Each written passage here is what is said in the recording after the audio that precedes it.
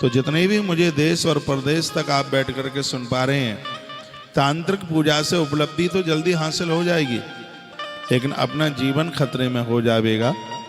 इसलिए मानसिक वस्तुओं से ही देवी देवताओं को पूज करके और उनको प्रसन्न कर लिया जाए। ओम लम प्रथमांतम गंधम पर कल्पयामी।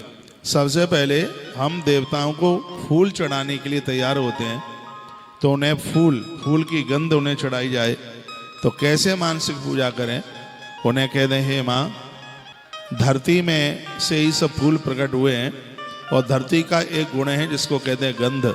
तो हे माँ, हम तेरी धरती को तेरे ही लिए समर्पित करते हैं। क्या सुंदर लिखा हुआ है। फिर कहा, हे माँ, आपको धूप की जरूरत होती है, तो हम वायु को ही आपके चरणों में समर्पित करते हैं, इसको आप स्वीकार कर लें। फिर आपको दिए की जरूरत होती है, तो हम अग्नि देव को आपके लिए समर्पित करते हैं, माँ आप स्वीकार कर लें। फिर माँ को भोग की जरूरत होती है, जल की जरूरत होती है। काहे माता, धरती माता ने जितना भी अन्न पैदा किया है वो अमृतमय है, उस अमृत को तेरे लिए समर्पित करते हैं। फलों में जितना भी रस है जल के रूप में, उसे हम तेरे लिए समर्पित करते हैं। पृथ्वी सगंधा सरसात प्रताप स्पृश वायु ज्वलितम न तेज नभास शब्दम मेहता सैव कुर्वंत सर्वई मम दुष्प्रभातम। क्या सुंदर बात कही गई है। उनका दिन मंगल में हो जाता है जो रोज देवी देवताओं को ऐसा बोलते हैं। गंध के रूप में धरती माँ आपको समर्पित हो, शब्द के रूप में आकाश आपको समर्पित हो। फिर उसमें बोला जाता है रस में जितने भी संपूर्ण फल हैं धरती के, वो आपके लिए समर्पित हों, और तेज में अग्निदेव आपके लिए समर्पित हों। इस प्रकार से प्रातः है जो ये शब्द बिस्तर से उठते उठते ये शब्द बोलता है, ये ग्रंथ कहता है उसका कभी अमंगल नहीं होता। इसमें इन पांचों को स्मरण करने की आवश्यकता है। कहा जाता है हम सबसे पहले धरती माता को ही प्रणाम करते हैं। जिस समय आप धरती माँ को प्रणाम करते हो तो दुनिया के जितने भी पुष्प हैं वो सब देवताओं को समर्पित हो जाते हैं। एक बहुत नई बात है, बहुत ध्यान से सुनिएगा। एक पूरे जगत के जितने भी फूल हैं, जितने पुष्प हैं, तुम जिंदगी छोटी पड़ जाएगी और धरती के फूलों को इकट्ठा नहीं कर पाओगे।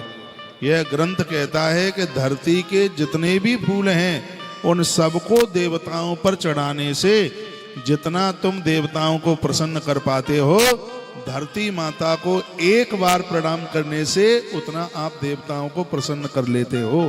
यदि ठीक से इस कथा को आप सुन रहे हो तो आज से ही धरती माता को वंदन करना, प्रणाम करना मत भूलना।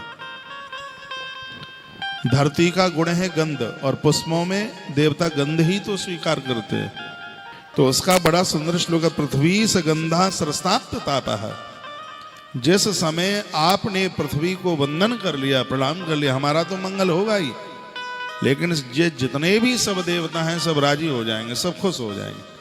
यहाँ बड़ा विधान है, चंपा का फूल लाइएगा, बंदूक का फूल लेकर के आइएगा, कमल के फूल लेकर के आइएगा, मालती के फूल लेकर के आइएगा। जिंदगी छोटी पड़ जाएगी लेकिन इतने फूल इकट्ठे नहीं कर पाओगे। तो इसमें देवर्षि नारद कितना सुंदर बोलते हैं, कितना बढ़िया बोलते हैं। महात्मा सांख्यन के सामने, उन्होंने सांख्यन के सामने कहा कि यदि प्रातः है कोई जागते समय धरती माता को वंदन कर लेता है, प्रणाम कर लेता है, तो धरती के संपूर्ण पुष्प देवताओं को चढ़ाने का फल तत्काल प्राप्त कर लेता है। चाहे आप नीचे सो रहे हैं, चाहे आप ऊपर सो रहे हैं, कहीं भी आप सो रहे हैं, आज यह आप नियम ले लें कि प्रातः जागेंगे तो सबसे पहले हम धरती माता को वंदन प्रणाम करें। कभी सोच, आप में से बहुत लोग प्रातः जागते हैं तो धरती माता को प्रणाम करते ही हैं, लेकिन ये नहीं पता कि क्यों करते हैं, इसके करने से क्या होता है। तो देवर्षि नारद जी बताते हैं कि धरती माता को प्रणाम करने से देवताओं पर धरती के संपूर्ण पुष्प समर्पित हो जाते हैं, फूल समर्पित हो जाते हैं। फूल धरती माता का हृदय है।